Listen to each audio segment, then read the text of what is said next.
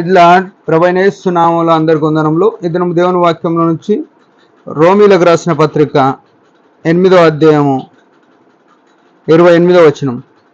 దేవుని ప్రేమించు వారికి అనగా ఆయన సంకల్పం చొప్పున పిలువబడిన వారికి మేలు కలుగుటకై సమస్తమును సమకూడి జరుగుచున్నవని ఎరుగుదుము. ప్రభునందు ప్రియమైన వాళ్ళారా, అపొస్తలుడైన పౌలు ఒక చక్కని మాట మన కొరకు రాసి పెడుతూ వచ్చినాడు. ఏమని అంటున్నాడంటే, దేవుని ప్రేమించే వారికి. ప్రభునందు ప్రియమైన వాళ్ళారా, యేసుక్రీస్తు మనల్ని ప్రేమించినాడు. నీవు నేను తల్లి గర్భంలో ఉన్నప్పుడే మన కొరకు ఆయన ఏమైపోయినాడంటే ప్రాణం పెట్టినాడు. ఆయన మన కొరకు చనిపోయినాడు అనే విషయం మనం ఎరగాలి. ఏమనంటే మొదటి యోహాను పత్రిక 4వ అధ్యాయంలో 10వ వచనంలో ఏముందంటే, మనము దేవుని ప్రేమించుటమని కాదు, తానే మనల్ని ప్రేమించి మన పాపములకు ప్రాయశ్చిత్తమైండుటకై తన కుమారుని పంపెను. ఇందులో ప్రేమ ఉన్నది. ఈ మాట మనం ఎప్పటికీ మనసులో పెట్టుకోవాలి. మనం ప్రేమించడమని కాదు, ఆయన మనల్ని ప్రేమించి యేసుక్రీస్తు ప్రభును ఈ లోకంలోనికి పంపినాడు. ఆయన సిలువలో ప్రాణమిచ్చుట ద్వారా మన ఎడల తన ప్రేమను రుజువుపరిచినాడు. ఆ గొప్ప ప్రేమను అనుభవించిన నీవు నేను, విశ్వసించిన నీవు నేను దేవుణ్ణి ప్రేమిస్తున్నామా? ఇక్కడదే దేవుని ప్రేమించు వారికి అనగా తన సంకల్పం చొప్పున పిలువబడిన వారికి మేలు కలుగుటగా సమస్తము సమకూడి జరుగుతున్నది. ఎందుకంటే ఆకాశమైన మాట వింటుంది, భూమి అయిన మాట వింటుంది, పశువులు ఆయన మాట వింటాయి, ప్రతి ఒక్కటి ఆయన మాట వినాల్సిందే, వింటాయి, అవన్నీ లోబడుతున్నాయి. ఎప్పుడైతే నీవు నేను ఆయనను ప్రేమించడము మొదలు పెడతాము అంటే, చాలామంది ప్రేమిస్తున్నామని చెప్పుకునేటోళ్ళు ఉంటారు, మాటలు చెప్పుకునేటోళ్ళు ఉంటారు. అంతరంగంలో ప్రేమ ఏదో మందిరానికి పోయినప్పుడే ప్రేమించినట్టు, మందిరంలో ఉన్నప్పుడే ప్రేమించినట్టు కాదు.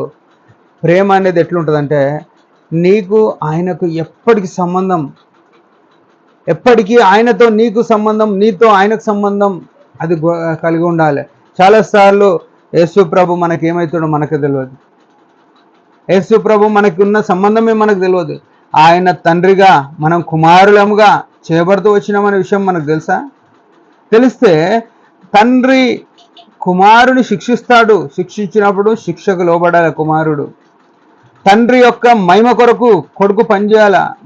నేను ఈ పని చేస్తే నా తండ్రికి పరువు పోతుంది, సమాజంలో వాల్యూ తక్కువవుతుంది అని గుర్తుపెట్టుకుంటాడు కుమారుడు. మనం చాలాసార్లు కుమారులం అని చెప్పుకుంటాం, కానీ మన తండ్రిని ఎరగనట్టుగా బతుకుతున్నాం చాలా విషయాల్లో. మన మాటలు, మన చూపులు, మన తలంపులు అంటే బయటికి మంచిగా కనబడుతుండొచ్చు, పరిచర్య చేసుకుంటూ బైబిల్ బ్యాగులు పట్టుకొని ఇంకేమన్నా దేవుని పనులు చేస్తుండొచ్చు. హృదయాంతరంగంలో నీ యోచనలు, మన ఆలోచనలు అవి ఎవరుగా చూస్తారు అంటే దేవుడు చూస్తున్నాడు. అప్పుడే అపవాది అయిన వాడికి చూస్తున్నాడు. మన ఆలోచనలు వాడు చూసి ప్రభుని అడుగుతాడు, ఇగో ఈయన ఆలోచనలు ఇట్లున్నాయి అని అడుగుతాడు. అప్పుడు మన తండ్రి ఎంత సిగ్గుపడతాడు, ఎంత అవమానపడతాడు. వీని కొరక నువ్వు ప్రాణం పెట్టింది అని అన్నప్పుడు ఆయన అవమానపరచబడతాడు. అందుకే ఆయనను ప్రేమించు వారికి అని అంటున్నారు.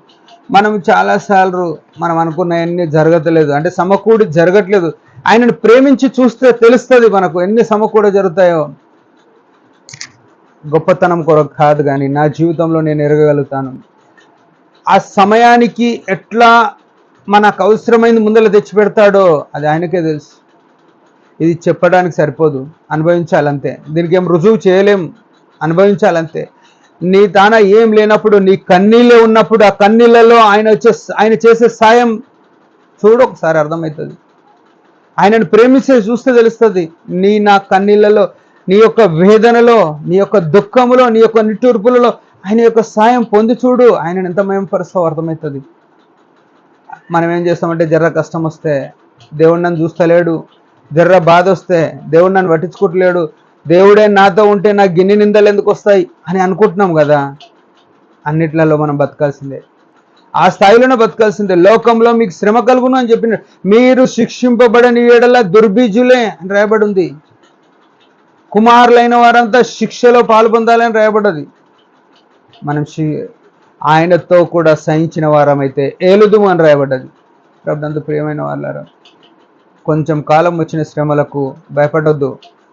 అందులోనే నమ్మకంగా ఆయన సేవిస్తే ఆయన ఇచ్చే మేలు సమకూడి జరిగించే అద్భుతం చూసి ఆరాధన చేయకుండా ఉండలేవు. మహిమపరచకుండా లేవు. ఉదయకాల సమయంలో మనం ఆయన మహిమ కొరకు ఎట్లున్నాం అది గుర్తుపెట్టుకోవాలి. ఆయనను ఎంత ప్రేమిస్తున్నాం అని గుర్తుపెట్టుకోవాలి. ప్రేమిస్తున్నామని చెప్పుకునేటోళ్ళు చాలామంది ఉన్నారు. ఇట్లా చెప్పుకోవద్దు.